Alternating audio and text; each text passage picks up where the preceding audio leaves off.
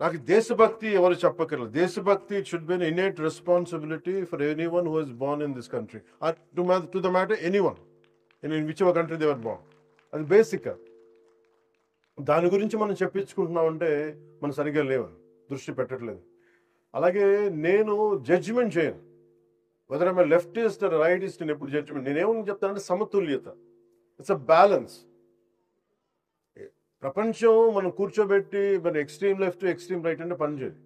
So నేను అందుకని ఈరోజు నేను పాలిటిక్స్కి వచ్చినా, పుస్తకాలు చదివినా, అది ఎవరికో చెప్పడానికో ఈరోజు పంచుకున్నాను. కానీ నా ఆలోచన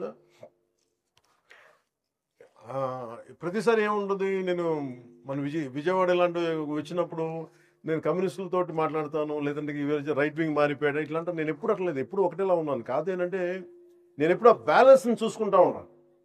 సో ఉదాహరణకి చిటా గ్యాంగ్ విప్లవ వీరులది కానీ, ఒక చంద్రశేఖర్ ఆజాద్ కానీ, అలాగే మొత్తం కూర్చోబెట్టి గజనీ మహమ్మద్ మనకి దాడులు కానీ, ఇవన్నీ ఒకటే కాలంలో ఒక 7-8 years టైంలో అటు కమ్యూనిస్ట్ చరిత్ర చదివాను, భారతీయ సంస్కృతి మీదుగా చదివాను.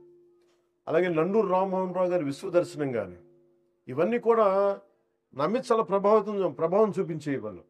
సో పుస్తకాల మీద నాకు ఒక అపరిమితమైన ఎందుకు ఇష్టం. చిన్నప్పుడు వెతికాను, మెడ్రాస్కి వెళ్తే హిగిన్ బోథామ్స్ అనో, లేదంటే ల్యాండ్ మార్క్లో, ఇక్కడికి వచ్చిన తర్వాత యుఎస్కి లాంటి వెళ్తే బాన్స్ అండ్ నోబుల్స్ అని అలాంటి పుస్తకాలకి వెళ్ళి వెతికేవాడిని పుస్తకాల కోసం, తపన పడతాను పుస్తకాల కోసం.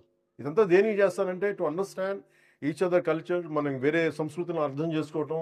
అన్ని జీవితాలను మనం బతకలేం, కానీ ఒక్కొక్క పుస్తకంలో రాసే జీవితం దానికి సంబంధించిన అంశాలు మనల్ని చాలా ప్రభావితం చూపిస్తాయి.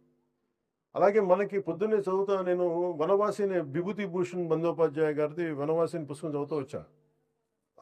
దాంట్లో అది ఏముంటుందంటే అది తెలుగు ట్రాన్స్లేషన్.